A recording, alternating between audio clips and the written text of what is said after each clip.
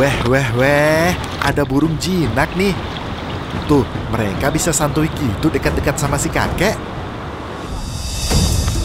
Loh, kok mereka masuk ke air kayak lagi ngejar sesuatu? Kayaknya ada target yang lagi dikejar nih.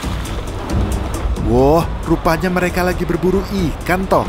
Emang bisa kalian melihat sasarannya di dalam air? Wih, ternyata bisa teman.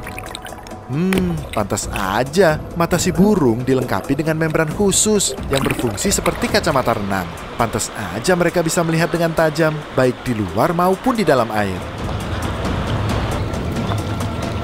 Loh, itu ikan kenapa nggak langsung ditelan ya? Malah dibawa ke kakek nelayan. Teman di rumah ada yang tahu kenapa? Oke. Nih deh, Autan kasih tahu alasannya.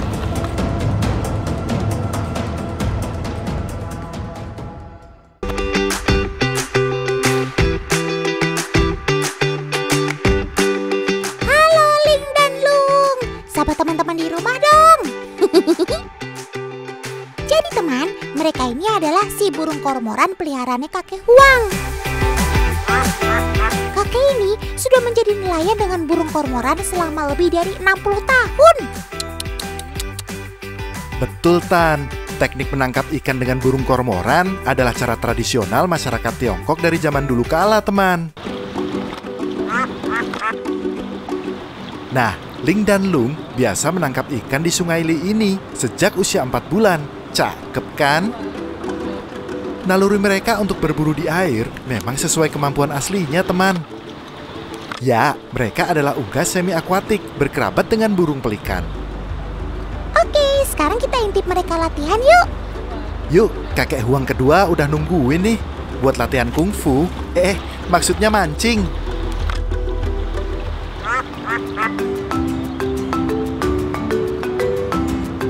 Eits, sebelum mulai menangkap ikan, ada satu hal yang harus dilakukan, yaitu mengikat leher si kormoran.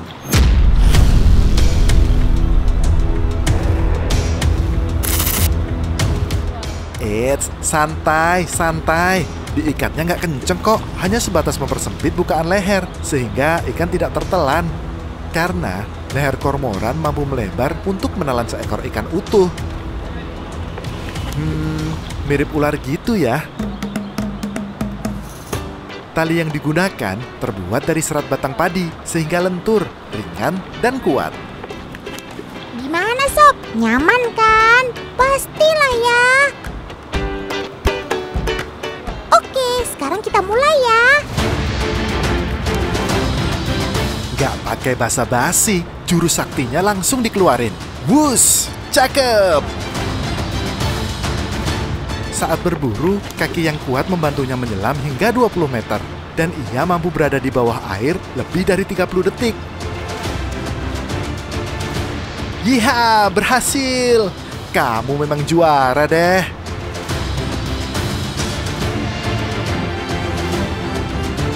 Aduh, jangan berebutan gitu dong.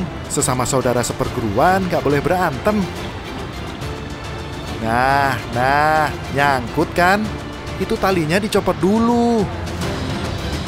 Itu dia jawabannya, teman. Kenapa dia balik ke rakit? Dan ia akan selalu kembali ke rakit nelayannya. Lihat sendiri kan?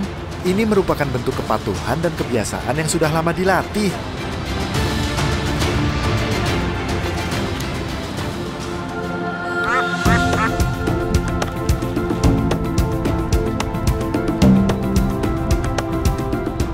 Sejatinya, burung kormoran memang akan menelan ikan mangsanya bulat-bulat, teman.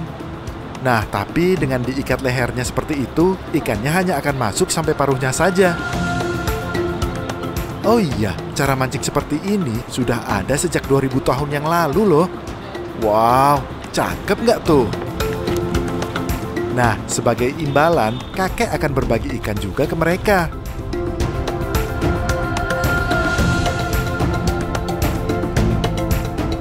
Oh alah, sabar. Semua pasti kebagian kok. Ayo Kek, udah pada keruyukan nih perutnya.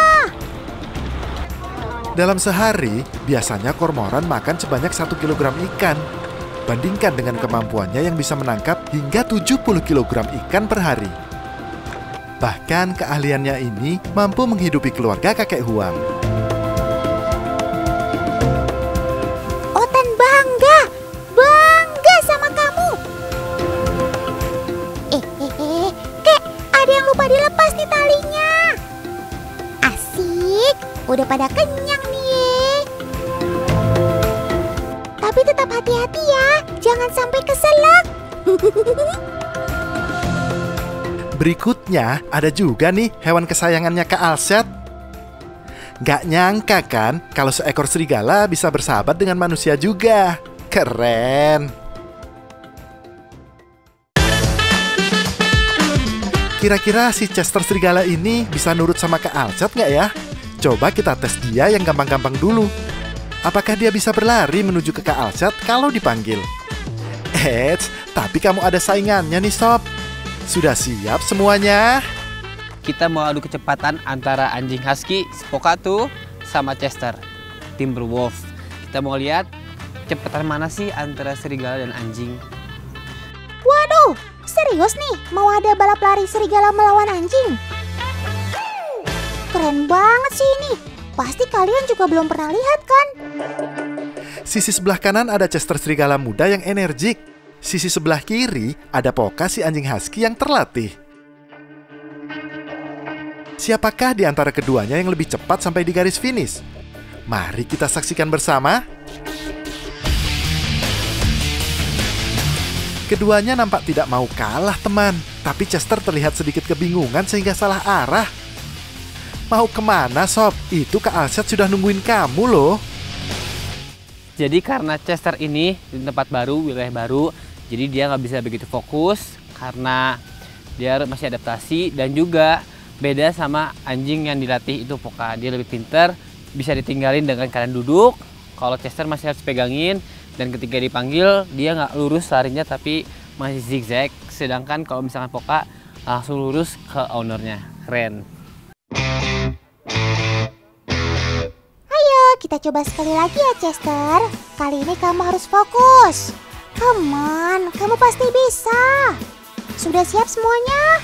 Go! Percobaan kedua kali ini cukup mengejutkan teman. Chester sudah bisa lebih fokus terhadap Kak Alset. Ia terus berlari lurus dan tidak terganggu dengan sekitarnya. Keren kan? Kata siapa nih serigala tidak bisa dekat dengan pemiliknya? Ini buktinya. Akhirnya percobaan kedua nih, Chester berhasil nyamperin. Tapi kalau usaha untuk lari, dia kalah sama Poka. Karena ternyata Poka ini adalah anjing atlet. Faktanya, kecepatan lari serigala mencapai 56 km per jam loh. Paru-paru serigala juga lebih besar dari anjing loh teman. Hal inilah yang membuat serigala punya napas lebih panjang dari anjing. Serigala ini juga mempunyai kecerdasan yang tinggi yang gak kalah pintar sama anjing. Mau lihat kayak gimana? Nih aku contohin ya. Wah, serius nih? Serigala bisa dilatih kepatuhan seperti anjing pada umumnya. Oke lah, kalau begitu kita langsung buktikan saja. Sit. Chester, down. Wow, ternyata Chester benar-benar bisa mengikuti perintah Kak Alset.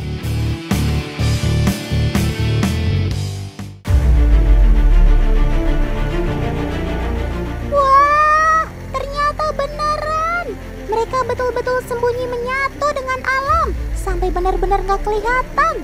Cakep.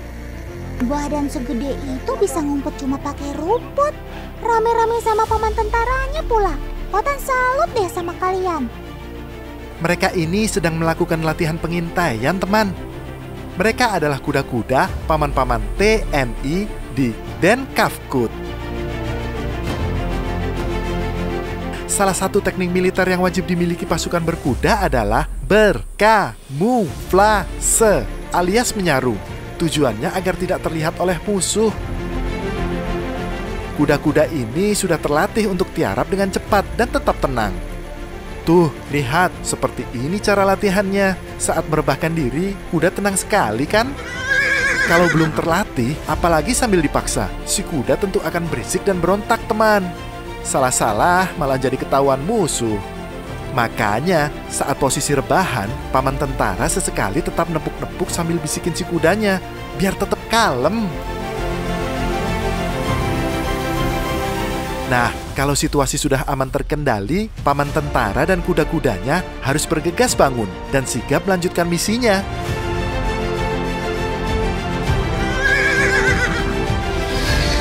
Oh iya, Otan kasih tahu ya, markas besarnya pasukan kuda ini ada di Parompong, Kabupaten Bandung Barat, Provinsi Jawa Barat, teman. Jadi, ada ratusan kuda yang dilatih kemampuan militernya di sini, teman.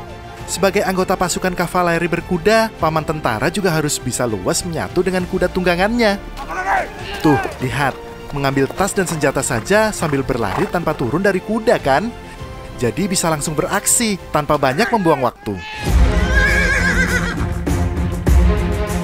Eits, jangan keburu takjub dulu, teman. Paman tentara dan kudanya ini masih banyak kemampuan lainnya loh. Ini baru permulaan. Hehehe.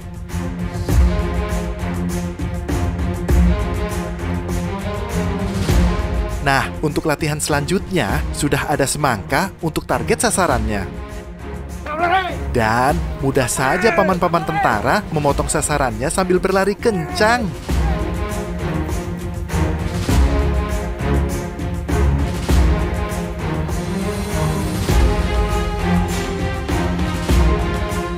Wah, mengendalikan kuda berlari saja sudah sulit. Paman-paman ini bisa memotong semangkanya tepat sasaran semua begitu. Cakep!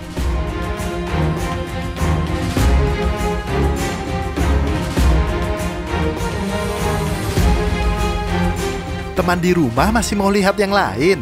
Coba paman, kasih lihat yang lebih sulit. Salah satu latihan pertempuran lainnya yang rutin dilakukan di sini adalah menunggang kuda sambil memanah sasaran. Sudah tentu dong paman-paman tentara ini memanah tepat pada sasarannya. Tapi lihat deh, kuda-kudanya juga fokus sekali pada larinya. Padahal paman tentaranya kan kayak lepas tangan gitu. Tapi kudanya tetap menuruti perintah berlari dengan kecepatan dan arah yang benar. Kermaks, keren maksimal.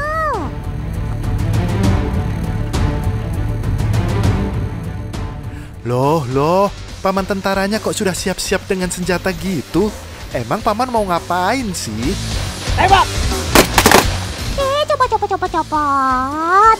Keras banget suara tembakannya ya. Otan sampai jantungan. Ternyata mereka sedang latihan membiasakan kudanya dengan suara letusan senjata, teman.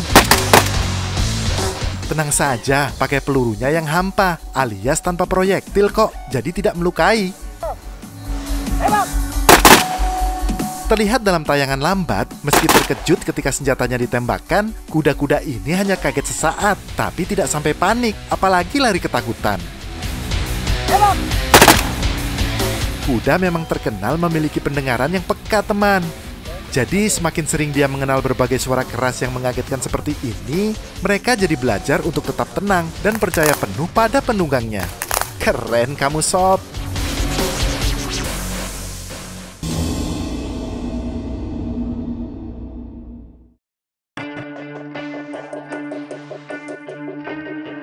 Loh, kok ada anjing kecil masuk-masuk ke lapangan? Aduh, Otan khawatir. Awas, kamu nanti bisa terinjak kuda-kuda ini. Tapi kok sepertinya si anjing akrab banget tuh sama kudanya, kayak nggak ada takut-takutnya. Pantes aja, ternyata anjing kecil ini adalah peliharaan si paman tentara, teman. Dia selalu ikut setiap paman dan kudanya berlatih.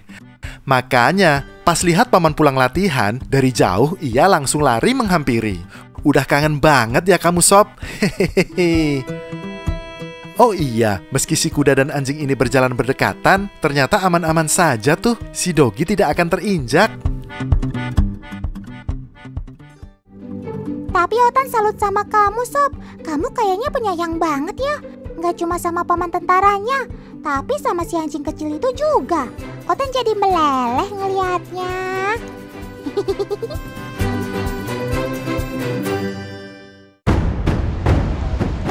Jangan kemana-mana. Setelah ini ada ular dan buaya raksasa terganas di muka bumi yang nyasar ke lingkungan warga. Apakah ada warga yang terluka? Otan balik lagi setelah ini.